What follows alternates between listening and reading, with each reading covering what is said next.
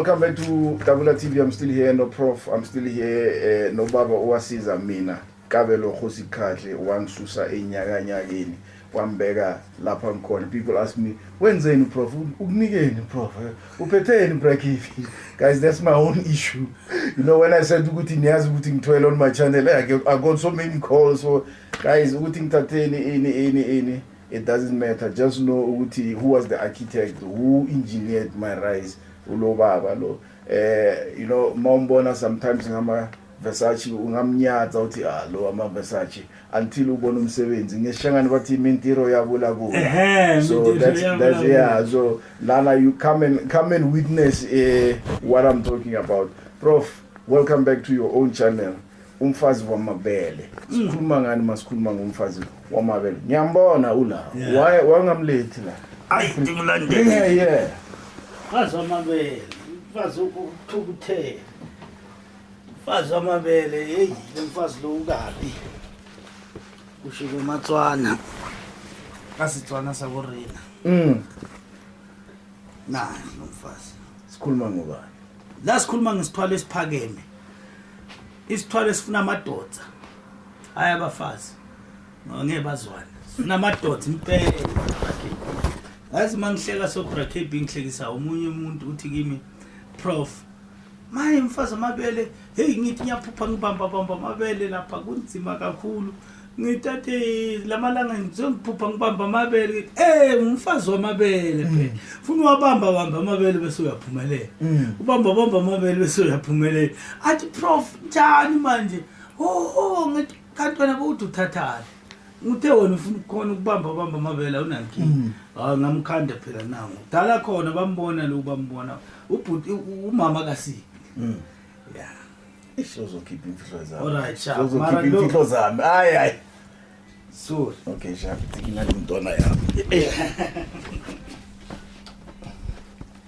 okay now musini man, this is my guy Olid Lucky now this is my guy yeah, this is not for he's not for the public wam. Yeah. Ungathola omunye ofana naye akususini sino wam. Yeah. Olady Lucky nale. Yes. Okay. So this thing umfazi wamabele ukwazi ukuphakamisa umuntu indoda ethi mina prof sengidele konke. Noma yini. Uyabona umuntu othi noma yini is a man othi mina ngifuna ukuphumelela. Umuntu ozimisela ukuthi I'm not afraid noma kungenzekani but as long I don't split blood. So umfazi wamabele akabulala umuntu. Umfazi wamabele akenzi lutho kodwa uyenza into ekhona engengisho uTV. But what I can say ukuthi umfazi wamabele. All right. So normally obviously it's obvious anyone who watches Dabula also TV knows ukuthi ngizobuzana.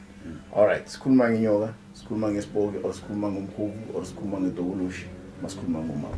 Umama umfazi wamabele bracket sikhuluma ngento edonse indlula zonke izinto. Ayikho into edonsa njengani umfazi wamabele. So yayazi. Isibhoke. Thank you. All right. Mama bele ngiyambona eTabula TV ngiyamfuna. Ngiyafuna prof, ngicela mama wamabele ngifika le ekhaya sicala kuphi bracket what we start starta ngembuzi so geze ehlathini bese masibuya bese siyaganisa umfazi wamabele masiqeda lapho bese sithi lala ngakusasa siyenze into khona sibone ukuthi uzomela na before sikuphaya mawukhona ukuthi uyamela bese sithi ha okay all right so sehlathini imbuzi ngiyalala 2 days la from there ngiyahamba. And then what is it that I need to avoid and what is it that I need to do ukuthi lento le ispane number 1 ingamosha ingathutheli because ispogo and we all know what happens if spogo gets angry. Yes, brakebi into ngayisho kubalandeli nabathandi ba iDabula TV ukuthi kubalekile ukuthi umuntu angezi la andlule kwezinye izinto. Yazi kunabantu brakebi bayamthatha umfazi wamabele akhohlwa qeda ukuthatha into aqeda amosha adla izinto angazifuni bese athe intoyela ayibereke.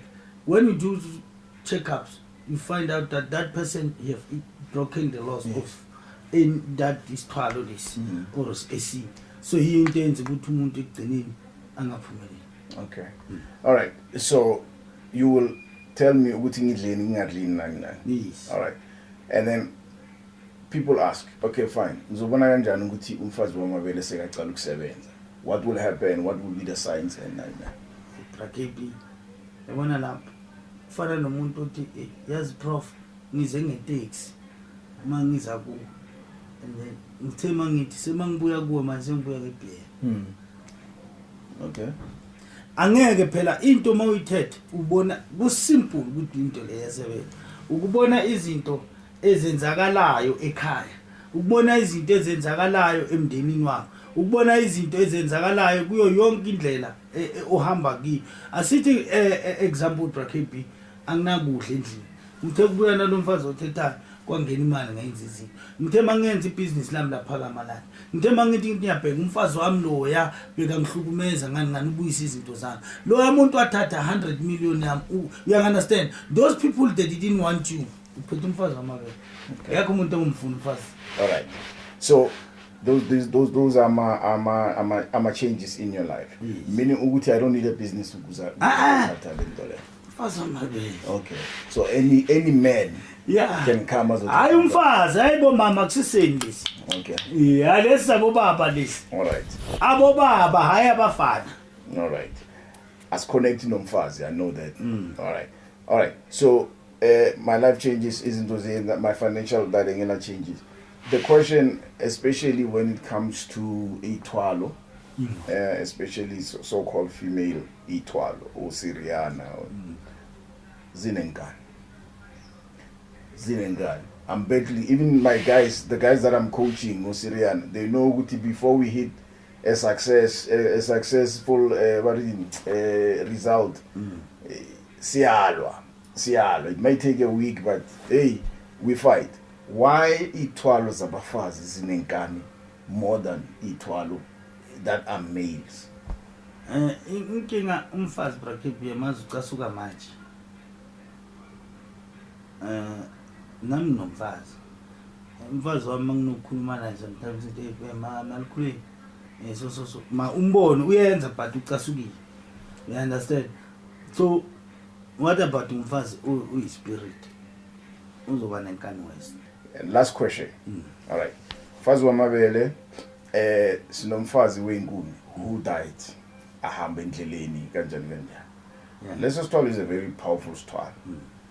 But the feedback engithola ukuthi okay fine Brakebi ngiyenzile imali but I always feel like ngithi this thing is bathini lento le, how do I put it, inika imali but I always feel like it's also withholding something, like ayifuna ukunika everything, like I've made my money but it's still holding back imali. Yini ngayenza ukuthi ingivulele, especially those that I've taught to communicate nesithwalo. Is it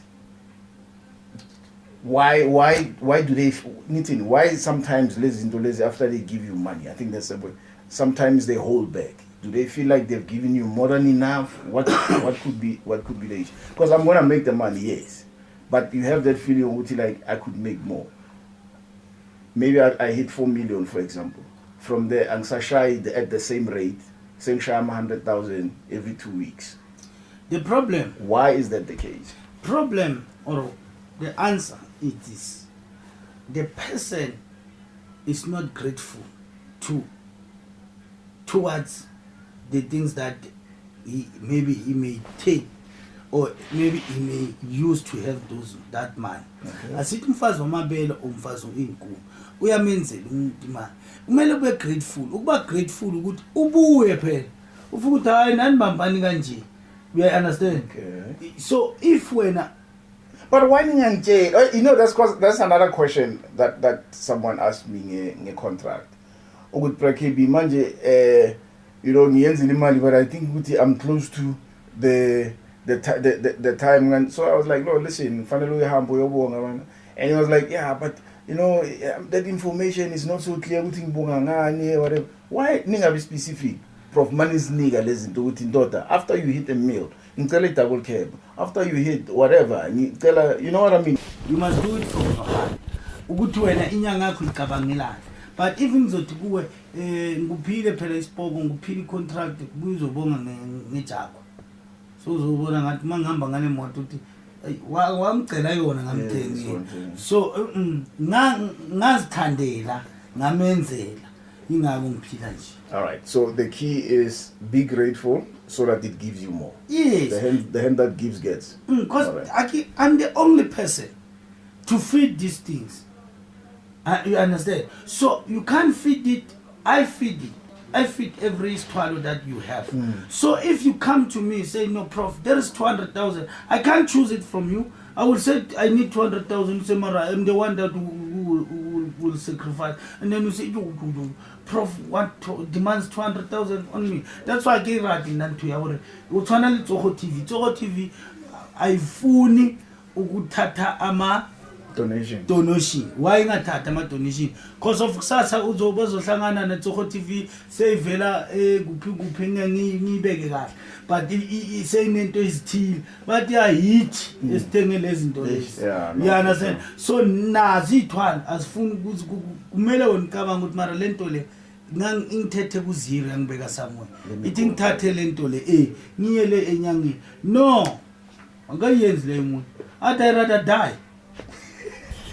Yeah, but you must say exactly what I'd rather die. Someone actually told me that. Yeah. I'd rather die. Uyazazi, I know she's watching this channel. Yeah. Okay.